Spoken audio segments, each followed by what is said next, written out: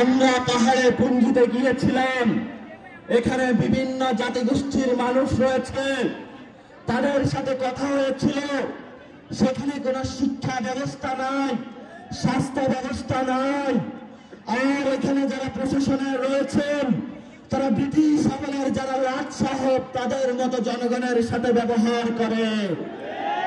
যেই জনগণের ট্যাক্সের টাকা প্রশাসন চালিত হয়, সেই প্রশাসন যদি জনগণের কল্যাণ না করতে পারে, এমন প্রশাসন বাংলাদেশে আমরা চাই না, চাই না, চাই না।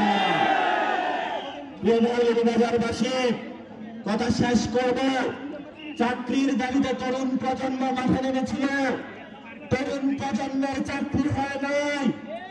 উপদেষ্টাদের বাড়ি হয়েছে, উপদেষ্টাদের সবকিছু হয়েছে, বড় বড় মহিলাদের সবকিছু হয়েছে, ব্যবসা বাণিজ্য দখল হয়েছে, কিন্তু আমার যারা ছাত্রদের বাংলাদেশে তাদের কোনো ব্যবস্থা হয় না।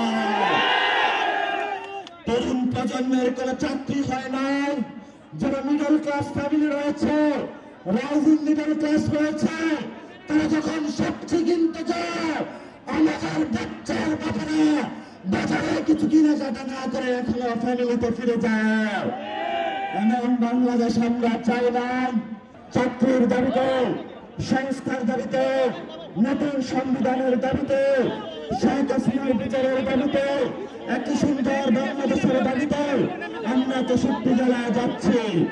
3 আগস্ট, আগামী আগস্ট মাসের 3 তারিখে আমরা সবাই ঢাকায় একত্রিত হব। আমাদের শহীদদের নিরাপত্তার জন্য, সংস্কারের জন্য, বিচারের জন্য আমাদের একটা লিখিত দলিল প্রয়োজন। আমাদের জুলাই ঘোষণাপত্র প্রয়োজন। সরকার জনগণকে বলেছিল জুলাই ঘোষণাপত্র হবে। আমরা বিশ্বাস করেছিলাম। আবার যখন আমরা আন্দোলন করেছিলাম, আবার আমাদেরকে বলল 1 মাসে জুলাই ঘোষণাপত্র হবে।